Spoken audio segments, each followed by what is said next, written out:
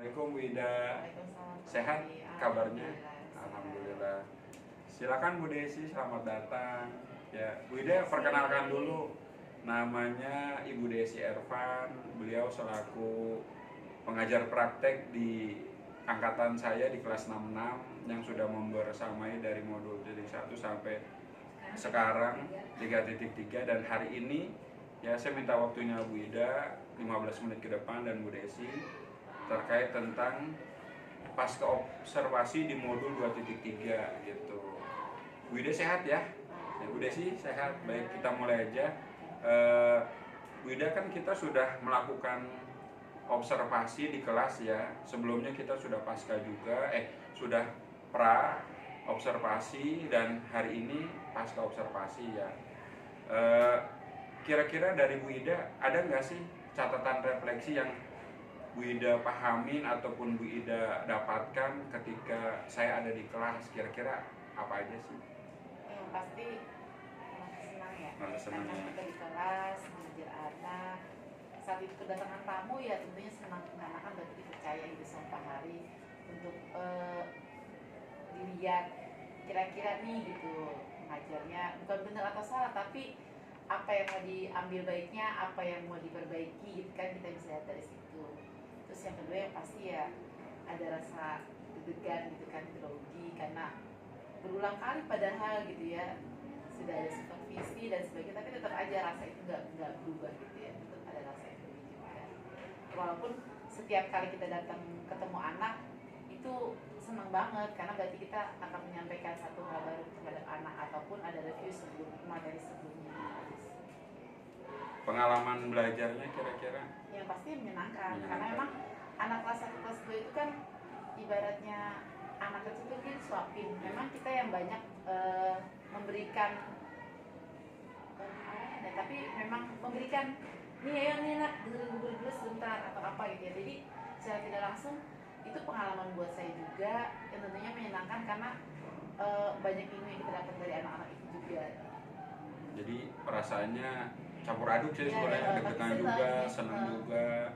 Terus peristiwanya di kelas berapa sih waktu itu? Kelas 2. Kelas 2 ya gitu.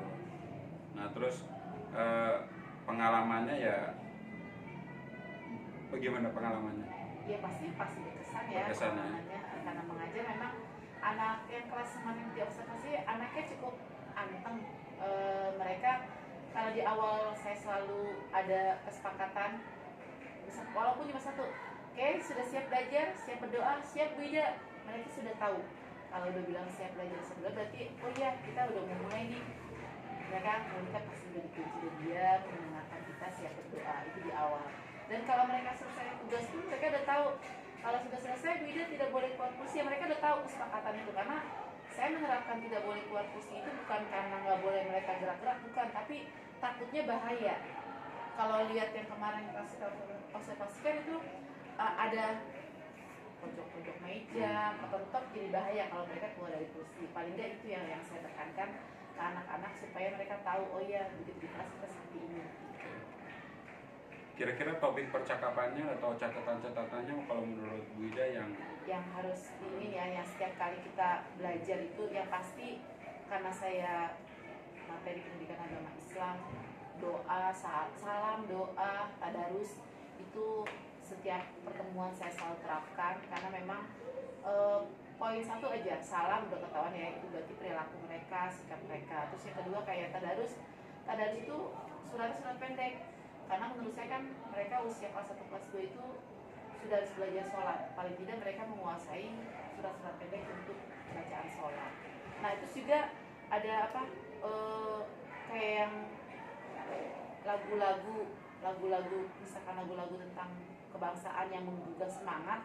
Sebenarnya itu selain mereka juga jadi mengetahui lagu-lagu nasional, ya tadi secara tidak langsung juga menggugah semangat mereka untuk ayo belajar gitu. Bagaimana susahnya dulu para pejuang kemerdekaan atau pendidikan berusaha nih supaya nanti masa depan anak-anak Indonesia lebih lagi mereka bisa merasakan itu, semangat itu gitu. Terus juga secara tidak langsung namanya mengajar anak usia kelas 2 ya, kalau saya pribadi itu ilmu banget gitu, karena kan nggak semuanya sama, bahkan mungkin ada yang spesial di antara mereka. Nah itu yang jadi poin penting buat saya untuk lebih mendekatkan diri ke mereka, lebih memperhatikan mereka yang berbeda dengan teman-teman yang lain kan, di antara itu.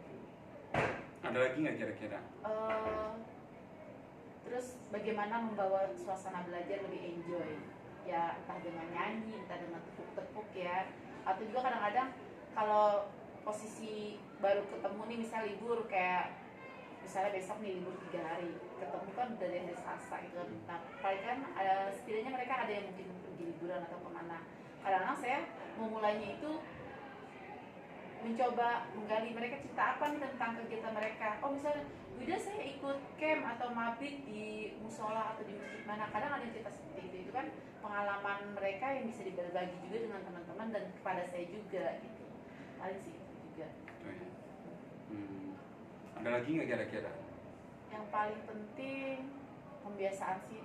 Begitu mereka sudah, karena yang namanya agama ya, maksudnya ilmu agama, mereka dapat di sekolah, mereka dapat di rumah, mereka bisa terapkan di sekolah, mereka juga bisa terapkan di rumah. Artinya proses akhir dari belajar mereka di sekolah itu bisa mereka terapkan di rumah. Misalkan kayak mengucapkan salam, terus berdoa sebelum makan atau mau tidur, itu kan proses akhirnya itu mereka dapat. Artinya membiasakan yang di sekolah di rumah dibiasakan di sekolah. Oke.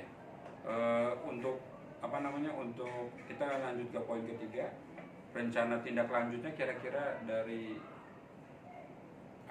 Wida gimana buat kedepannya gitu? Yang pertama, anak-anak yang spesial tadi saya ingin lebih memperhatikan mereka, entah dengan materi yang dibuat seunik mungkin supaya mereka tertarik terkait dengan materi agama khususnya. Terus yang kedua, jika memang memungkinkan asesmen atau tes akhirnya itu dengan lisan, saya mungkin lebih memilih lisan ketimbang tulisan, karena kadang-kadang mereka pun menulisnya juga banyak yang salah, dalam artian kayak Islam dia tulis silam secara tidak langsung. Itu kan target kita juga, oh ya capaiannya mereka menuliskannya dengan benar misalnya. Terus yang kedua, yang tadi, kalau memang bisa dengan lisan lebih enak dengan lisan. Iya, materi huruf hijaiyah kalau cuma menulis apa, tapi kalau mereka mengucapkan yang tidak benar kan itu juga jadi PR buat kita, meskipun di sekolah waktunya sedikit, kepengennya bisa maksimal. Yang lainnya ada nggak? Yang lainnya mungkin tadi ya, untuk membawa suasana belajar lebih kondusif, lebih mereka bisa enjoy. Ya tadi ada timing stop atau ice breaking yang memang kita bisa terapkan ke mereka sebagai hiburan tentunya, dan nantinya itu berfungsi untuk membalikkan atau menumbuhkan semangat mereka lagi. Ayo belajar lagi gitu, ayo Bu Ida. Atau karena mereka nagih kita bikin candu, besok nih kalau mau Bu Ida pasti nih ada game ini nih gitu. Itu sih yang jadi PR tindak lanjut saya untuk mendidik anak ke depannya seperti itu, khususnya di kelas bawah. Ada lagi kira-kira?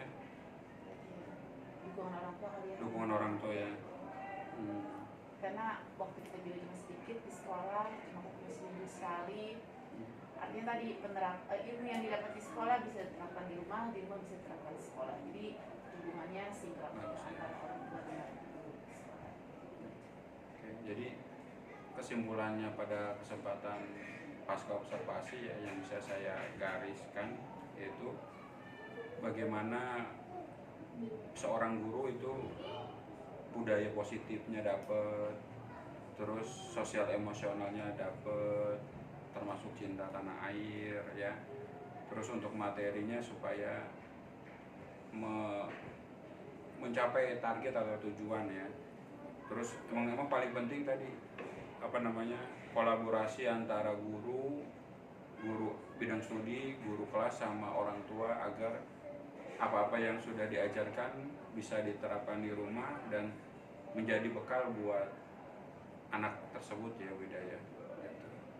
Jadi seperti itu pasca observasi yang kita lakukan. Saya tunggu nih ke depannya momen-momen bagus, nanti saya akan coba masuk kembali ke kelas, melihat perubahan yang terjadi dari sosok Bu Ida agar lebih dicintai sama murid-muridnya gitu. Bagaimana menjadi guru yang dirindukan gitu. Seperti itu. Ya.